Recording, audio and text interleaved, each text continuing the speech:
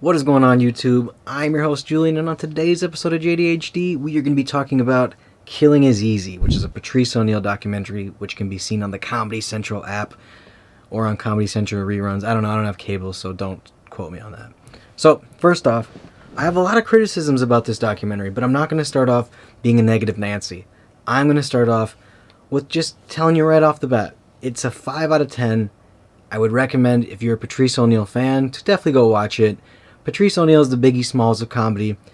He's a large, big old black man with a small catalog, and all of his catalog, if you listen to it, you'll enjoy it. It's amazing. He's an amazing comedian. He's an amazing talent. He's a great entertainer.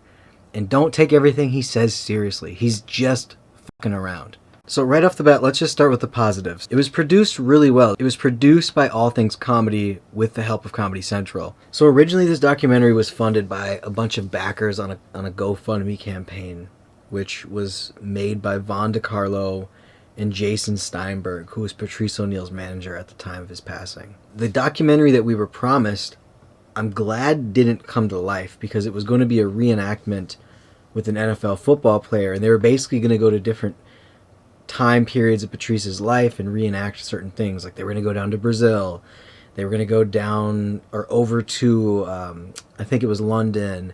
They were going to just do different various scenarios with this big old football player who I guess looked and resembled Patrice. But reenactment documentaries are literally the worst thing in the world, so I am so grateful that Comedy Central and All Things Comedy did not make her vision true. So thank God for that. It was shot beautifully. It looked nice. The lighting was great. The sound was great. The images were beautiful. I mean, we did get to see a couple of intimate things about Patrice that we had never seen or knew before in this documentary. I'll put my hand down once the spoiler is done and I'm no longer talking about it. So if you're one of those people who doesn't want to hear a spoiler alert, this is for you. So they went over how Vaughn actually took a pregnancy test and ultimately decided to cancel her pregnancy and abort the baby. And then also they showed the daughter of Vaughn and the daughter of Patrice, not biological daughter, but he definitely considered her a daughter, Amelia, giving the eulogy at his funeral. And those two moments in particular made me cry. So those two moments were amazing, and I think definitely worth maybe not watching the whole documentary. If you really want to see them, just fast forward to like the last third and you'll see it. But other than that, I mean, you do get to go to Patrice O'Neal's childhood home. That's pretty cool, and you do get to talk to some of his childhood friends. And it is pretty awesome to see Patrice O'Neal on a mainstream stage, because quite frankly, he was never really given that platform before he passed away. Sure, he was on Comedy Central's roast of Charlie Sheen. He was on Tough Crowd with Colin Quinn. He was on Opie and Anthony. But he was never actually given his own thing. He was just starting to hit his stride as he passed away. So it is kind of cool to see him. And maybe a lot of people, I don't know how large Comedy Central's audience is, but it would be kind of cool to get some new Patrice O'Neal fans, because Patrice O'Neal is one of the biggest red pills out there. So I think a lot of men need Patrice O'Neal right now. Patrice, where are you, buddy? Like we need you. We don't just miss you. We need you in this era of tumultuous times. Let's get on to the bad stuff. Patrice O'Neal actually was not a huge fan of Comedy Central. One of the last meetings that he ever took at Comedy Central, he actually berated them for having Mind and Mencia on the air. So I'm not entirely sure why they picked Comedy Central to back this documentary or sell it to Comedy Central, I guess. So that was a little bit strange to me. All comedians say that if you don't want your special to be seen, release it on Comedy Central. So I thought, like, oh man, they're really not doing him a favor by putting it on Comedy Central, are they? So when they originally aired it, they aired it on Comedy Central, and they basically chopped off the last 20 minutes of the documentary. They only aired an hour and 10 minutes, and the documentary is roughly around an hour and 30. And the reason for this is they aired it on Comedy Central's airwaves, and they used up a 2-hour block of time for an hour and 10 minutes of media. So it was like 50 minutes of commercials and an hour and 10 minutes of content. They had a contractual obligation to play The Office immediately after. To me, that's just such a slap in the face. Like, why don't you just put the actual documentary out fully on their airwaves? But instead, they cut off 20 minutes. I'm not sure what 20 minutes were cut off, and I'm not entirely sure why, other than financial obligations and contractual obligations. I do, however, hope, I really hope that They played at least the episode that Patrice O'Neal was on in The Office, since they were playing The Office. So I don't know. Who knows? It all really comes down to when you're working with a business like Comedy Central, everything really does come down to business. I mean, right away from the very first scene of the documentary, I kind of knew this was going to be just some kind of corporate BS. The name of the documentary was from a story from Dennis Leary. Why give that? We don't know if this story about, he said killing is easy, but he just wanted to be himself. They were probably better off calling the documentary something like I'm Better Than You, Brutally Honest, just something along those lines. Something along the lines like that Patrice O'Neal fans know. Or just something along the lines that Patrice O'Neal would have approved of. Killing is easy. Nobody even knows if that story's true or not. So Vaughn, when she raised over $160,000 to make a self-produced independent documentary that was supposed to be filled with never before seen footage, intimate details of Patrice's life, and we were supposed to learn about who he was as a man outside of comedy. But instead, what do they do? And not outside of comedy, just who Patrice O'Neal was. Just an actual insight, a nice look at this man, the history of Patrice. Instead, we get a corporate fluff piece where they use celebrities to basically validate Patrice so people can continue to watch the documentary. I mean, seriously, anybody who didn't know anything about Patrice could have just picked it up and watched that documentary, which is exactly what you'd want to do if you were making a business decision. This was not a documentary for you or I. This is for the regular average Joe. And it was definitely digestible too for the normal people. When you're working with networks like Comedy Central, everything really comes down to business. The fact that there was no Anthony Cumia, the fact that there was no Louis C.K., it just screams. It really just lets you know that those guys were canceled. So of course they're not going to be on the airwaves of Comedy Central. They don't want to ruffle any feathers for any future projects. This documentary was not for Patrice O'Neal. This documentary was for Comedy Central. It's very obvious. Even if you break down how they talked about race, right? They weren't genuine when they were talking about race. Sure, they did kind of get into it a little bit, but they only talked about black versus white. Patrice O'Neal was racist across the board, and he had his reasons for not liking white people or white women in particular. I mean, he had his issue, the fact that they didn't bring up his whole rape allegation. They're not going to step on women in the process of making the Patrice O'Neal documentary. So they're going to leave these things out. They're going to leave Opie and Anthony out. They're going to leave Louis C.K. out. They don't care if it's going to make a better documentary. They care about their bottom dollar. They care about their future audience. They don't care about being controversial. They don't care about being honest. They don't have integrity. They just have wallets to protect, and it's on full display in this documentary. Absolutely. I mean, Patrice O'Neal's audience was completely built, and he'll admit this. I'm sure he would if he was still alive.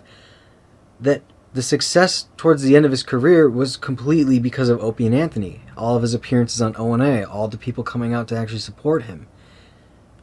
So the fact that they include less than 3 minutes of Opie and Anthony clips in total of an hour-and-a-half documentary, no Anthony to be seen anywhere, one line from Opie, it just screams of disingenuousness. Like that's what the documentary should have been called. Disingenuine. I mean, there was a bunch of comedians who came out and said that they gave a lot of information, a lot of really cool stories about Patrice, their experiences with Patrice, going to comedy shows and doing all these things with Patrice. But all that footage was cut out. Where's that footage, Comedy Central? Where's that footage, All Things Comedy? We want to hear the Nick DiPaolo stories. We want to see the Green Mile tape with Dane Cook. We need that stuff. We're dying. We need more stuff. All this stuff was I feel like Beige Phillip on YouTube could have made this same documentary, if not even better. Without the use of never before seen footage, Beige Phillip could have came up with a more compelling story, a more honest story about Patrice O'Neal. Next time, just pay that guy the $130,000. You don't need to get wrapped up with Comedy Central. You don't need to get wrapped up with All Things Comedy. You really don't. I love you, Bill Burr, but you're a little bit, you're different now. You're not the same Bill Burr, not the cutting edge guy. The second you had kids, you changed. And I get that. I don't blame you. You're in your 50s now. You're not this edgy guy anymore. You're like, you're on The Mandalorian. You're a corporate guy now.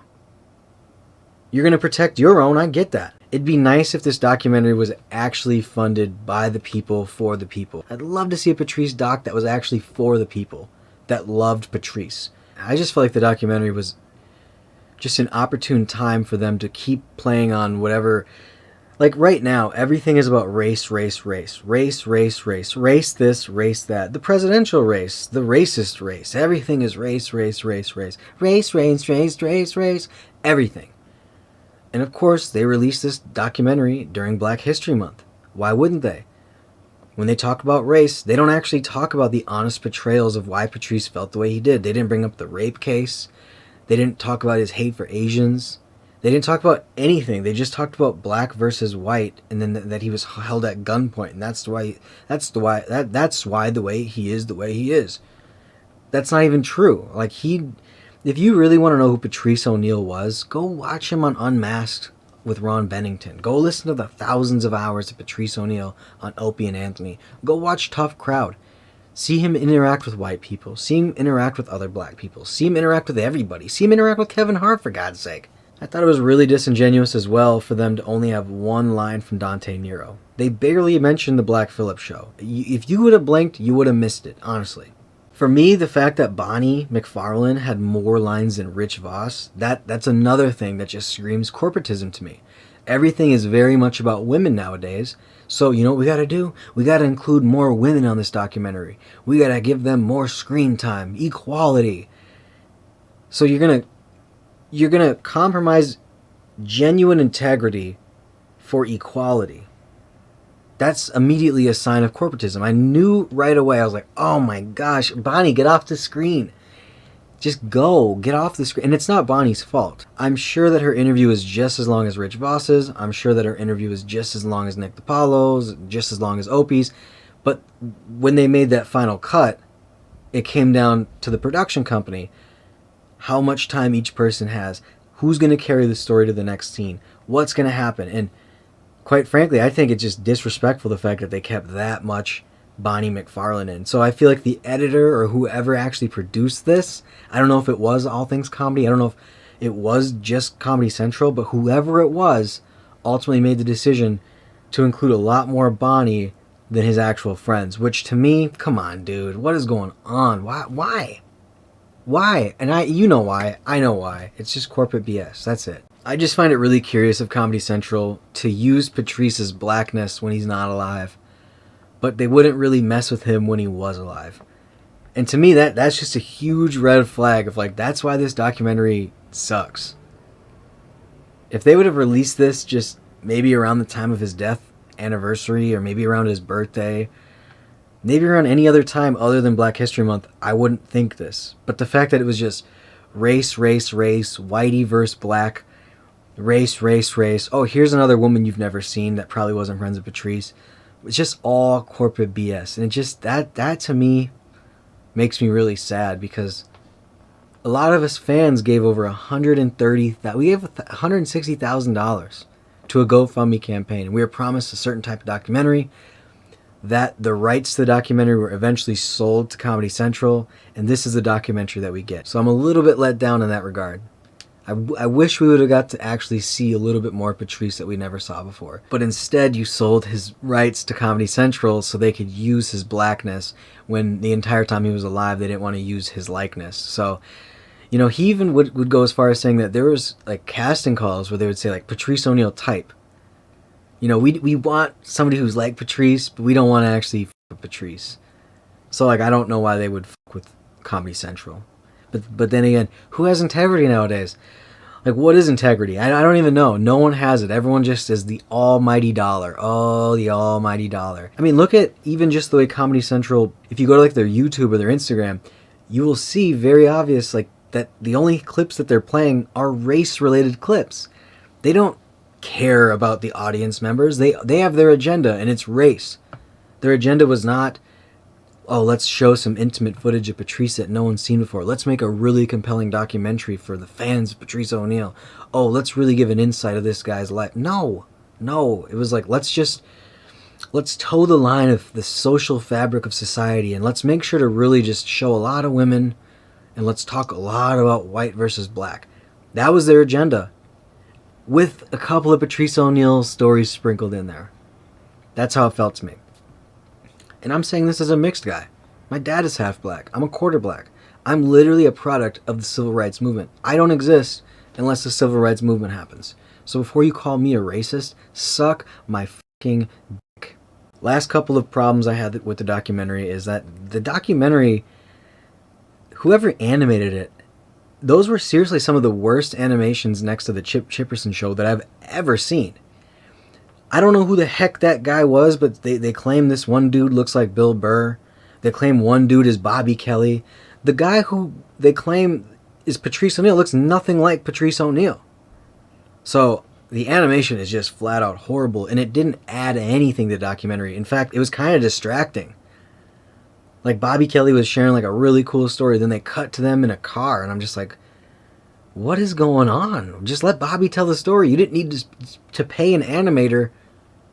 It's not adding to the story. And again, I'll just reiterate this. I just think it's criminal of whoever produced this to include less than 5 minutes of Opie and Anthony material. And the fact that they didn't show Anthony at all is just crazy, because he built his name and legacy, and the backers of the original documentary were all Opie and Anthony fans. That's just the truth. So that's really my biggest takeaway from all of this is, who was this documentary made for? I don't know. It wasn't for you. It wasn't for me. It was for someone else. And I just have come to the conclusion recently that this was an agenda-driven documentary. This was not a documentary to praise the GOAT, to honor the GOAT. It was just, they used the GOAT to push an agenda, and that's it. That's really my conclusion. And if you want to see more of Patrice, go listen to him on Opie and Anthony. Go listen to his Black Phillip show. Go watch old episodes of Tough Crowd. Go listen to the Unmasked with Ron Bennington. It's fantastic. He's got a cool... there's also a pretty cool episode of The Green Room on Showtime with Patrice O'Neal, where he really breaks down language and communication and white versus black. There's just a lot of nuance to this human being that they didn't include.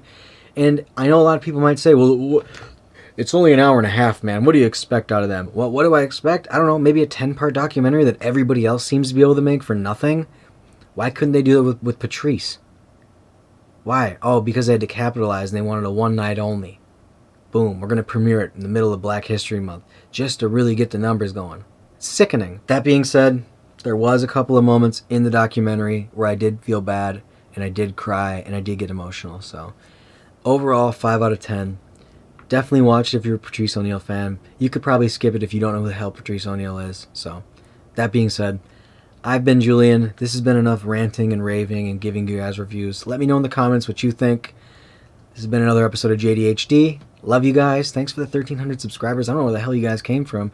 I just started getting monetized on YouTube too, so expect some pretty freaking dope videos coming up, man. Definitely hit that subscribe button, because this is not all that I'm going to be doing. I'm going to be doing pranks. I'm going to be doing challenges. I'm going to be doing money giveaways. I got cameras to give away. I got a lot of things to just do in my life, and I'm really excited, and I think I'm going to document it all on YouTube. So that being said, I've been Julian. This has been JDHD. Freaking love all of you guys.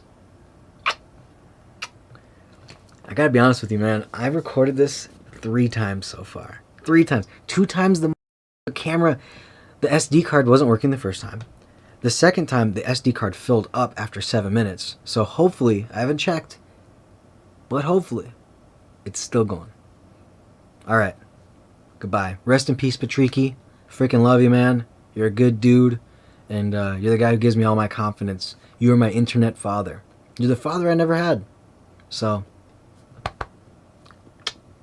love you. Goodbye.